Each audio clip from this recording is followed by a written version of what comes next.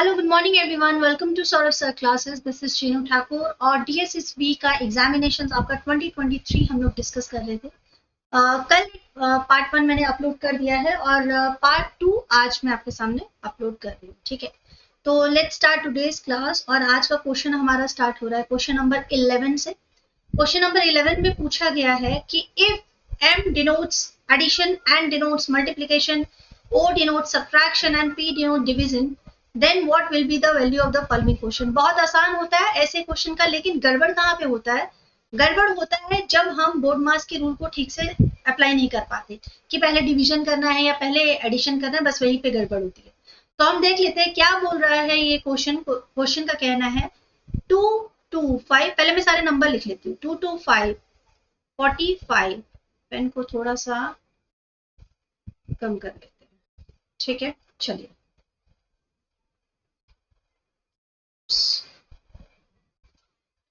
Yes,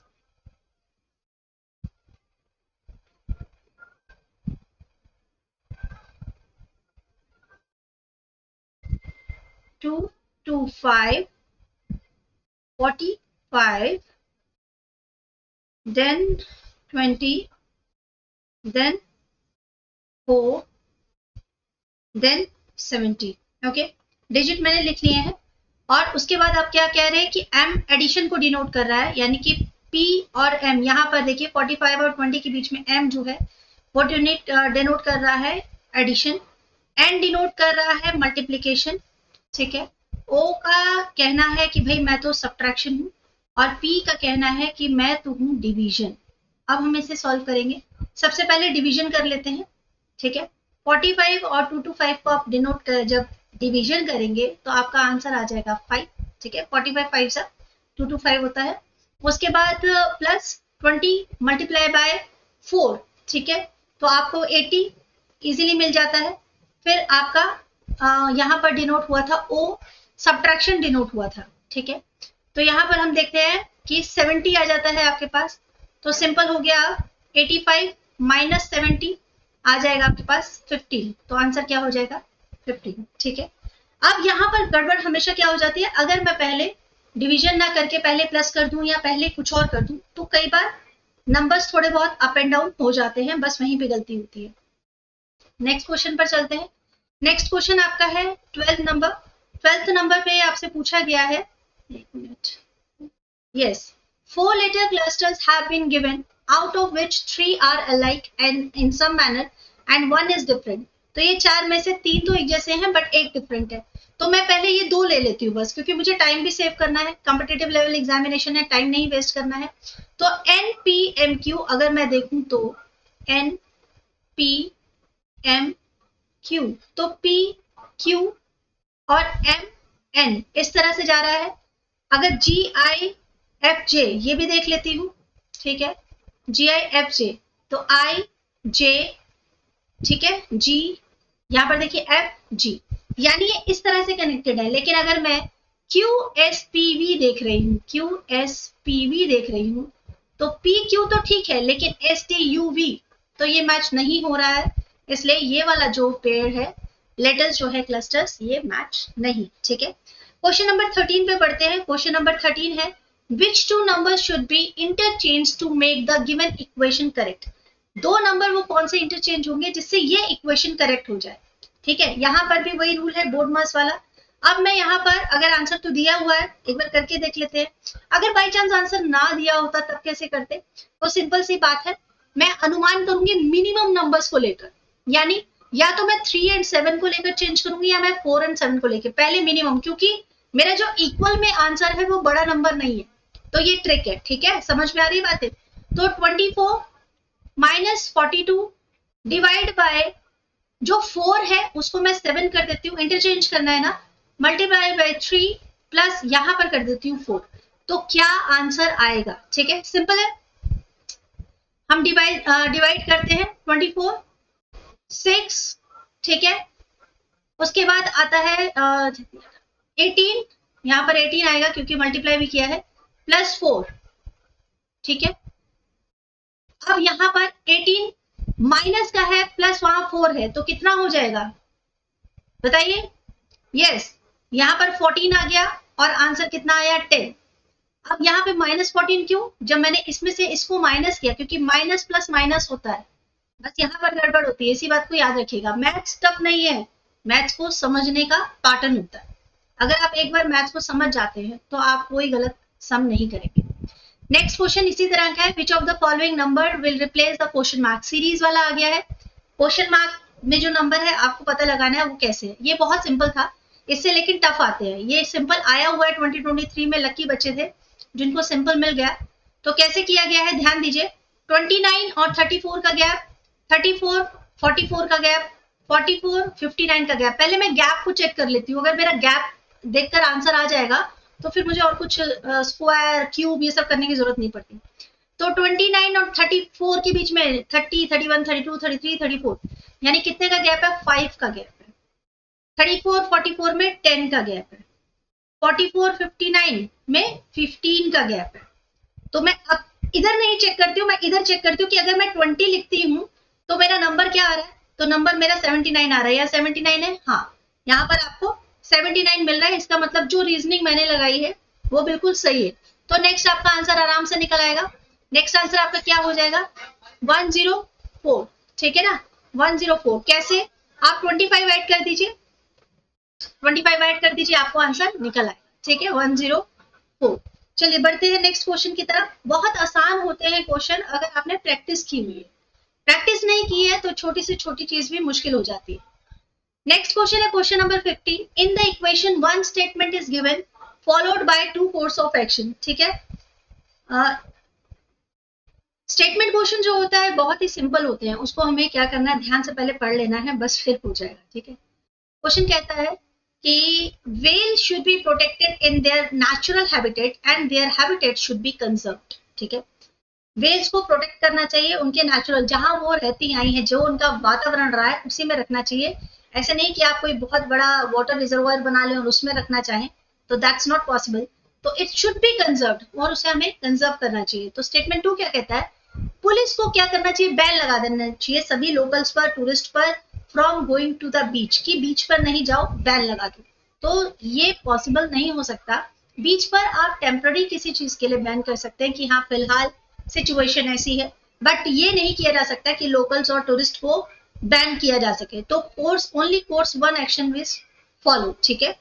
चलो no question number 16 है, in a certain code language if triangle is coded this, area is coded as this, and then what will be circle coded. कल आपको ध्यान होगा, अगर मेरी पहली आपने क्लास देखी है, पार्ट 1 देखा है, उसमें मैंने A to Z आपको बताया था कि किस तरह से आप नंबर्स को आराम से कर सकते हैं। 1 to 26 तक अल्फाबेट्स के नंबर्स होते हैं, बट इतने सारे अल्फाबेट्स आप कैसे याद रख सकते हैं? तो बहुत एक सिंपल मेथड आपको कल मैंने बताया था, ILU। एक ये वर्ड है, कॉमन वर्ड है, सबको याद रहता है, ठीक है। I 9, L 12 और U आता है आपका 21 पर। अब इसके आसपास के जो लेटर्स आपको आएंगे आप उसकी काउंटिंग आराम से कर पाएंगे। चलिए देख लेते हैं।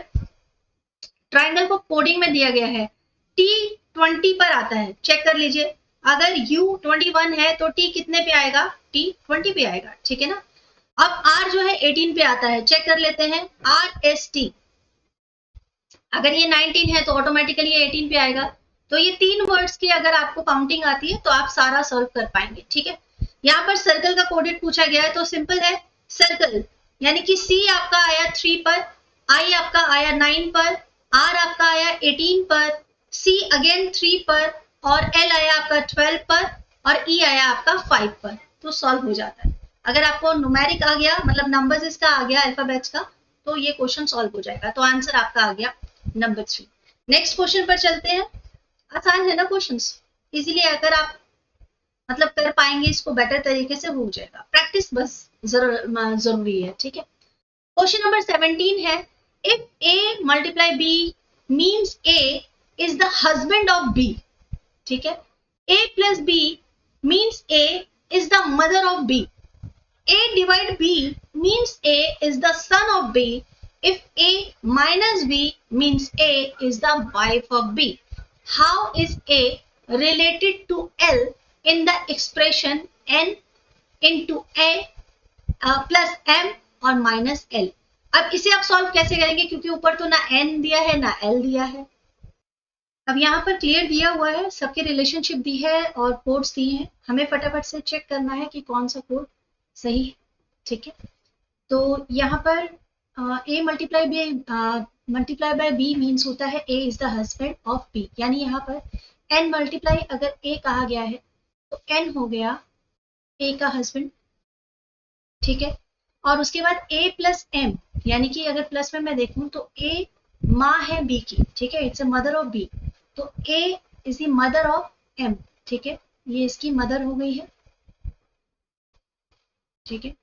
उसके बाद m माइनस l, यानी कि a माइनस b है, a वाइफ है, यानी m किसकी वाइफ हो गई, m वाइफ हो गई l की, ठीक है।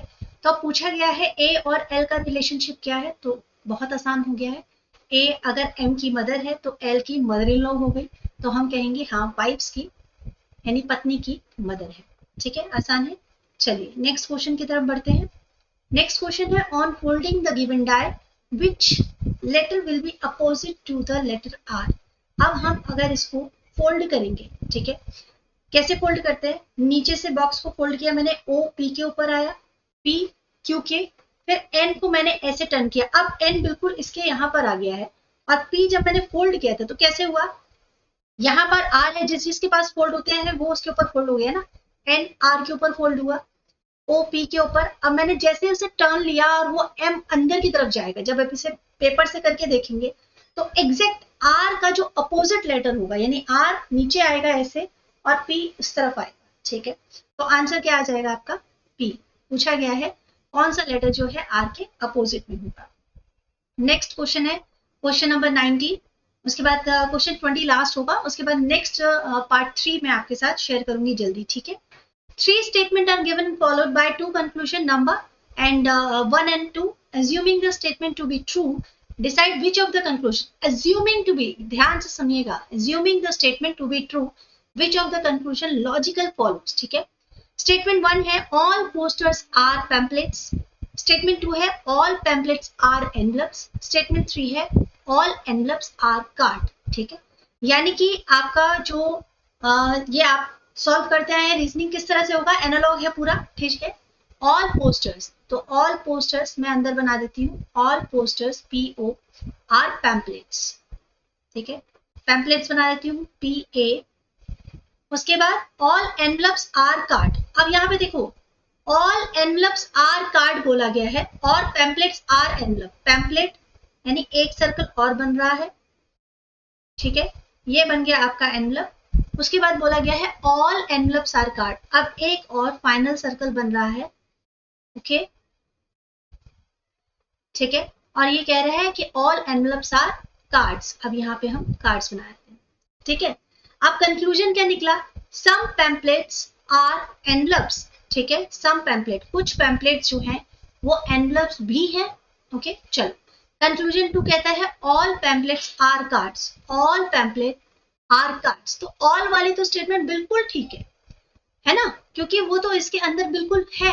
दूसरा कह रहा है कि कुछ पैम्पलेट्स एनवलप हैं, कुछ पैम्पलेट एनवलप भी हैं, तो हम इसको गलत तो नहीं कह सकते ना कि एनवलप और पैम्पलेट्स में रिलेशंस तो नजर आ ही रहा है।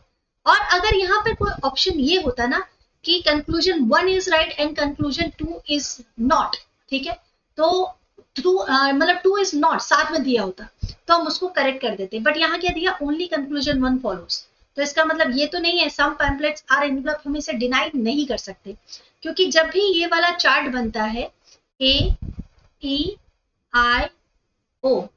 ठीक है, जब भी ये चार्ट बनता है तो जब ऊपर से नीचे की तरफ स्टेटमेंट आता है तो ये ऑल वाला स्टेटमेंट होता है, ये सम वाला स्टेटमेंट होता है, तो ये अगर ट्रू होता है तो ये भी ट्रू ही माना जाता है, इसे फॉल्स नहीं कहा जा सकता, करेक्ट, ठीक है, क्योंकि ये नेगेटिव में नहीं है, तो इसीलिए both conclusion 1 and conclusion 2 is false, ठीक है।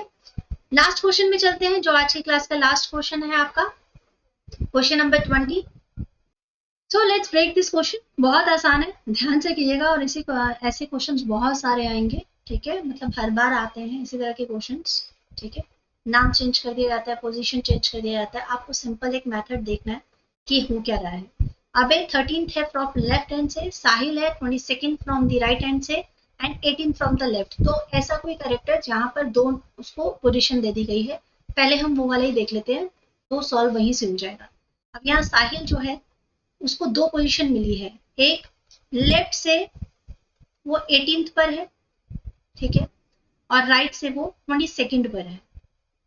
ओके, तो अगर मैं इन दोनों को ऐड करती हूँ तो मेरे पास क्या आ जाता है, 0 1 2 3 4 40, टोटल 40 आता है।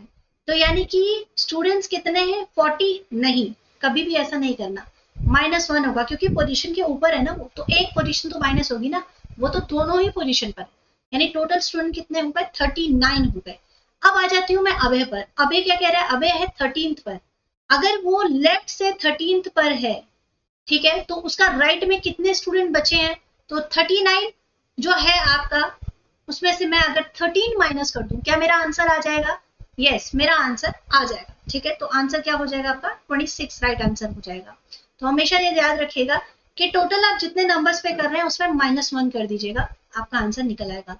तो ये थी आज की क्लास, और नेक्स्ट क्लास में मैं मिलूंगी आपके साथ, इसके जो जनरल अवेयरनेस के क्वेश्चन आंसर थे वो है। डीआई हम लोग कर चुके हैं और रीजनिंग भी हमने कर ली है। अब जनरल अवेयरनेस जो सेक्शन था वो होगा आपके साथ नेक्स्ट क्लास में सॉल्व। आई होप आपको क्लास पसंद आई हो। अगर क्लास अच्छी लगी तो प्लीज लाइक कीजिएगा, शेयर कीजिएगा, सब्सक्राइब कीजिएगा। Thank you so much, will meet soon in our next class.